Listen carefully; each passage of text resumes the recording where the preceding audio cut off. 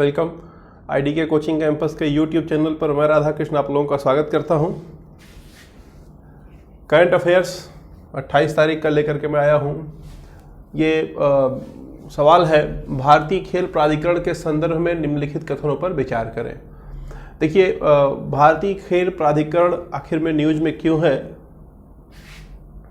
क्योंकि इसने क्या किया है, अभी भारत में 2749 जो एथलीट हैं, उन एथलीटों को जेब भत्ता नाम दिया। जेब भत्ता के रूप में 30,000 रुपये हर महीने 30,000 रुपये प्रति व्यक्ति जमा करने का निर्णय लिया है।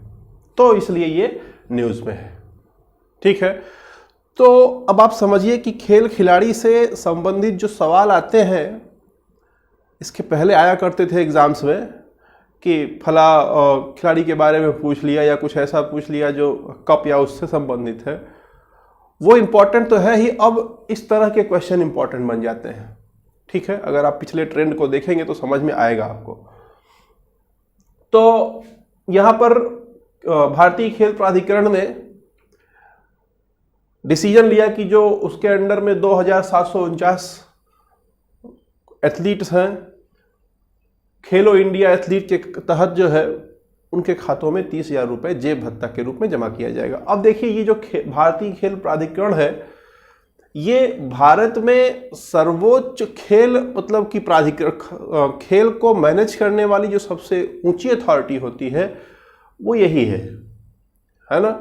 और 1984 में इसको स्थापित किया गया था, 1984 में। मुख्यालय इसका दिल्ली में है। जो इसका मुख्यालय दिल्ली में है वो बेसिकली जवाहरलाल नेहरू स्टेडियम ही है पूरा। ठीक, तो यहां पर अगर आप समझेंगे क्वेश्चन को, जो क्वेश्चन दिया हुआ है, बोलता है यह भारत में खेल के विकास के लिए भारत का सर्वोच्च राष्ट्रीय खेल निकाय है। बिल्कुल सही है। दूसरा बोलता है यह 1984 में स्थापित किया गया था।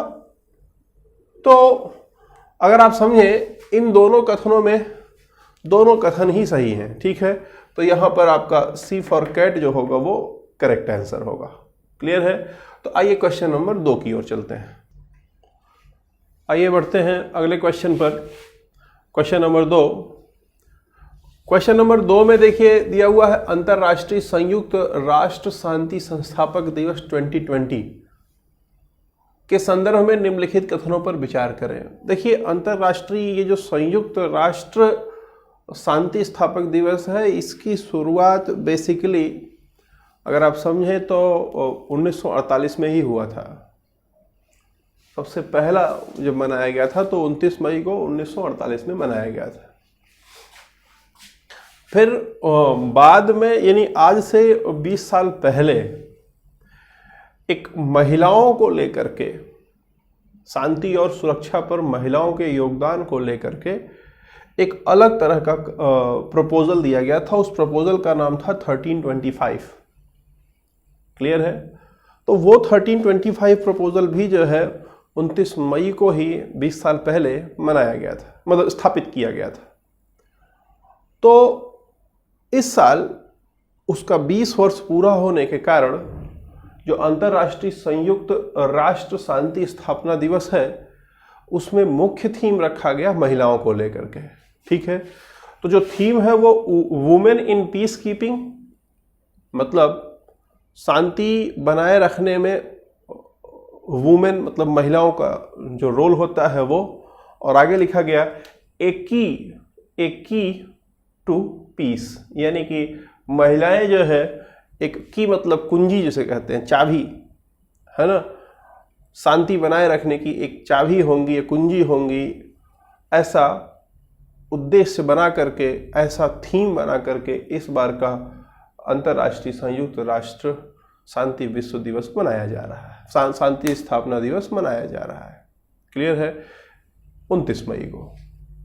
तो यहां पर अगर आप समझें तो अंतर्राष्ट्रीय संयुक्त राष्ट्र शांति स्थापक दिवस 2020 31 मई को मनाया जा, 31 मई को मनाया जा रहा है। तो 31 गलत है, ये लाइन गलत है। यहाँ पर क्या होगा? 29 होगा। तो लाइन 1 गलत हो गया। लाइन 2 देखते हैं। बोलता है इस वर्ष के दिवस का विषय वुमेन इन पीस कीपिंग ए की टू पीस। सही है यहां तक। आगे बोलता है जो महिलाओं शांति और सुरक्षा पर संयुक्त राष्ट्र सुरक्षा परिषद के प्रस्ताव 1325 को अपनाने की 20वीं वर्षगांठ को चिन्हित करने के लिए इस वर्ष यह विषय चुना गया है।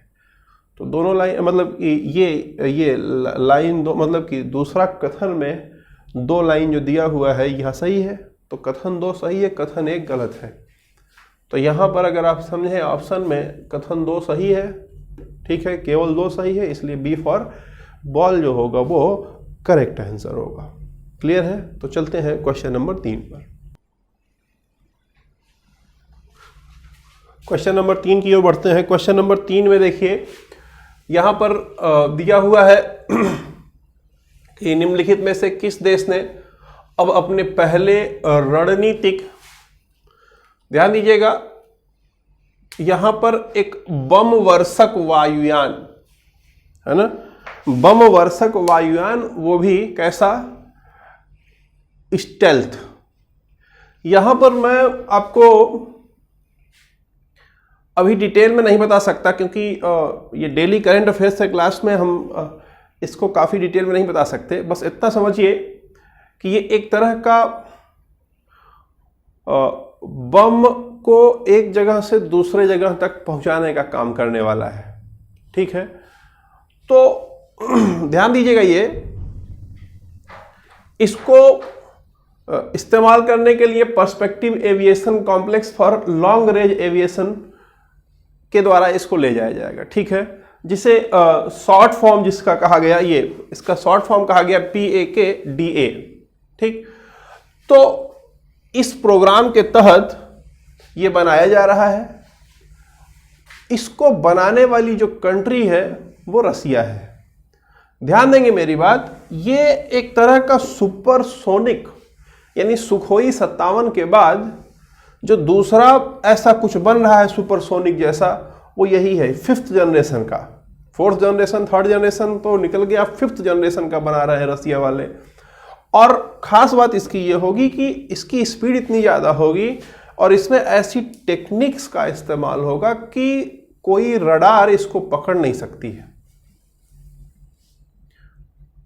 ऐसे में ये दुश्मन के इलाके में जा करके बमबारी आसानी से कर सकती है। क्लियर है। तो ये है बेसिकली जो है इस पर ये स्टेल्थ बमबार वायुयान। अब इस पर स्टेल्थ होता क्या है, इस पर डिटेल में कभी चर्चा करेंगे, है ना। तो यहां पर अगर आप समझें तो इसका आंसर जो होगा वो रूस होगा। तो आइए क्वेश्चन नंबर 4 की ओर चलते हैं। ठीक है, अगले क्वेश्चन की ओर चलते हैं।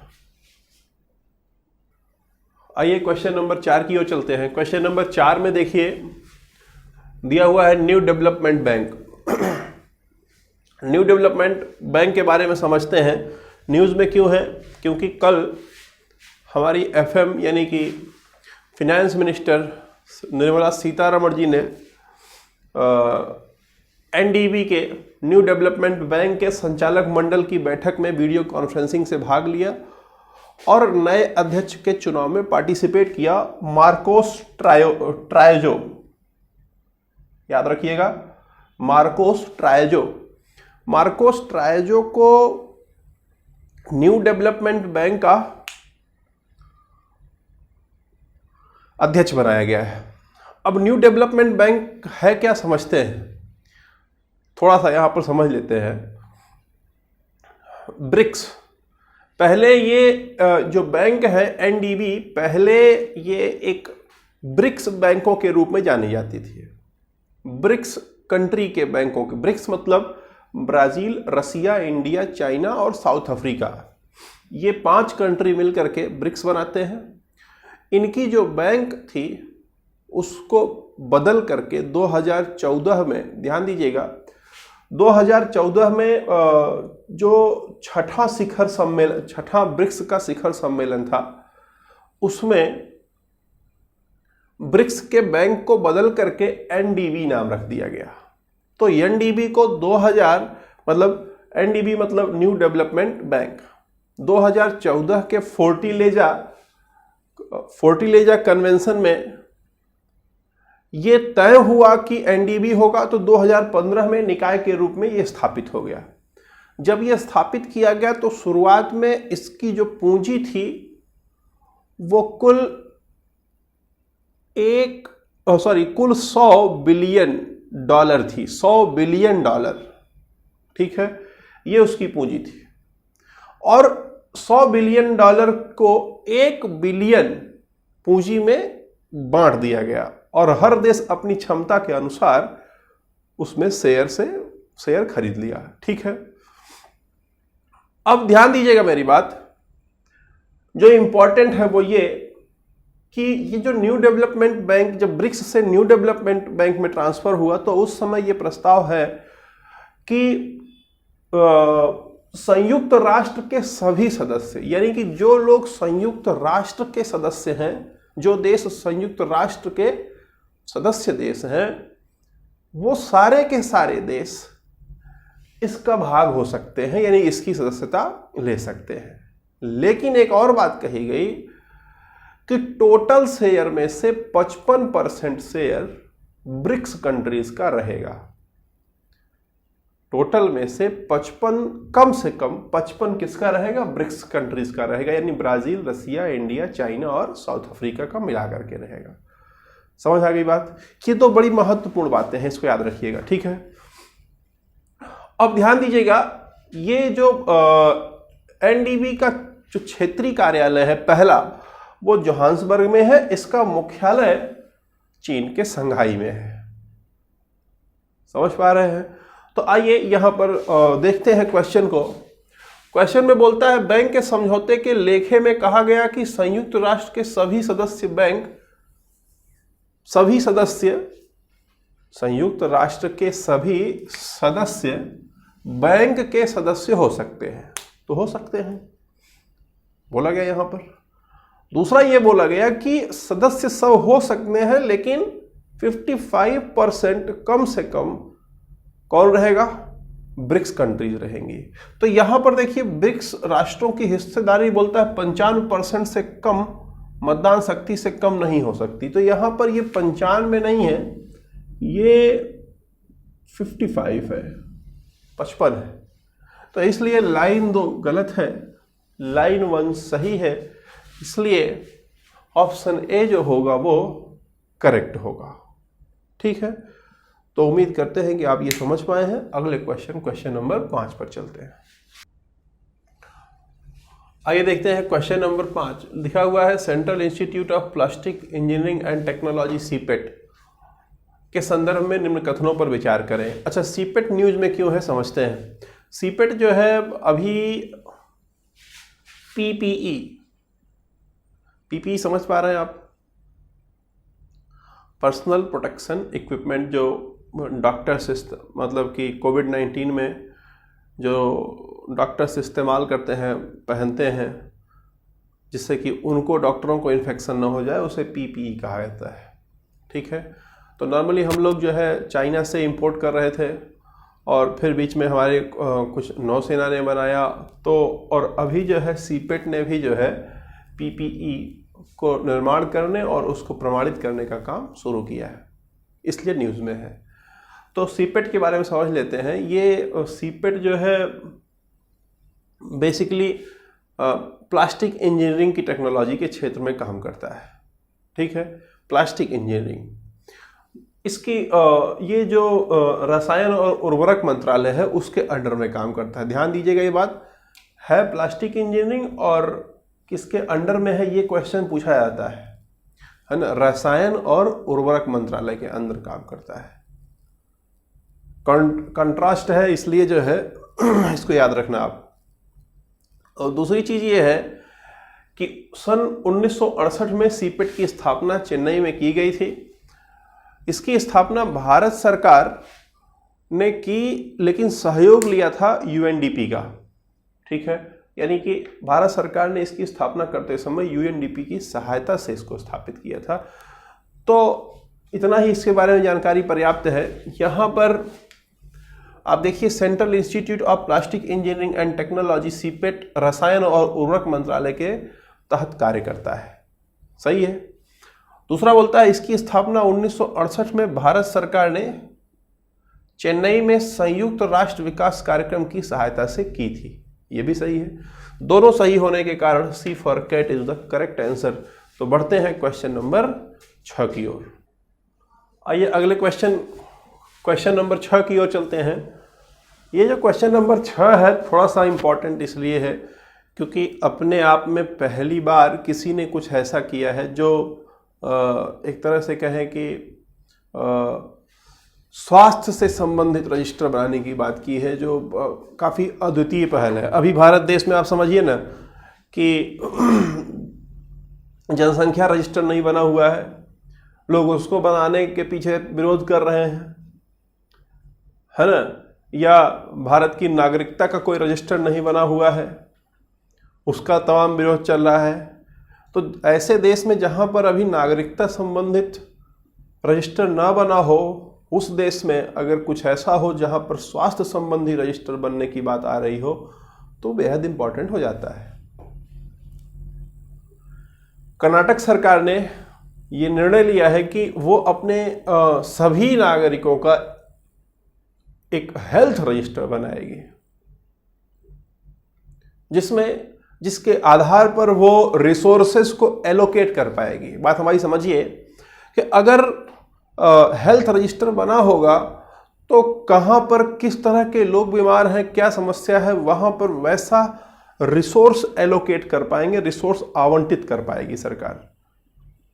समझ पा रहे हैं बात आप? तो इसकी शुरुआत कर्नाटक ने की है पहले, इसलिए बड़ा ही जो है इम्पोर्टेंट है। और ध्यान देंगे इसमें कर्नाटक ने अपने जिले चिक्काबल्लापुर,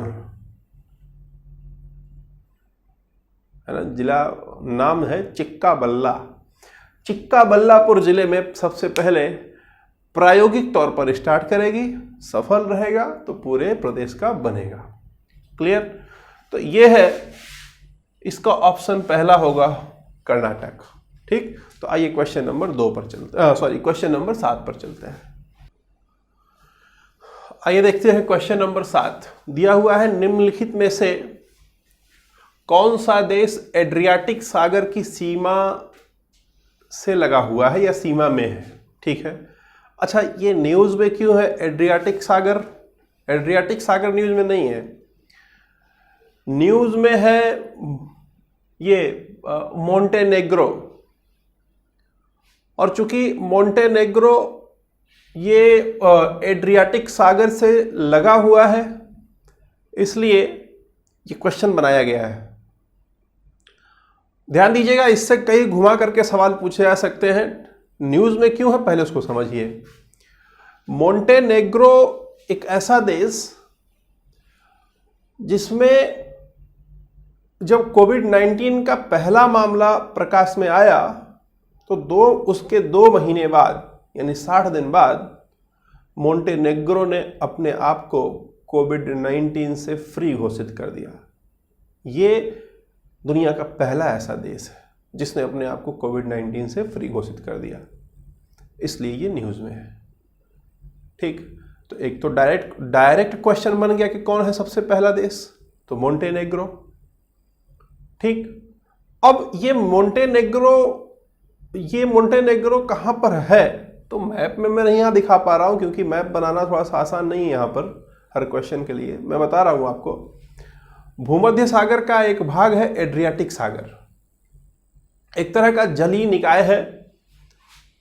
ठीक, ये एड्रियाटिक सागर 2 महाद्वीपों को अलग कर देता है, या 2 प्राय द्वीपों को अलग करता है, इतावली और बाल्कन को ये एड्रियाटिक सागर अलग कर देता है। क्लियर है? जो मोंटेनेग्रो है वो बाल्कन से सटा हुआ है, बाल्कन के तट पर है।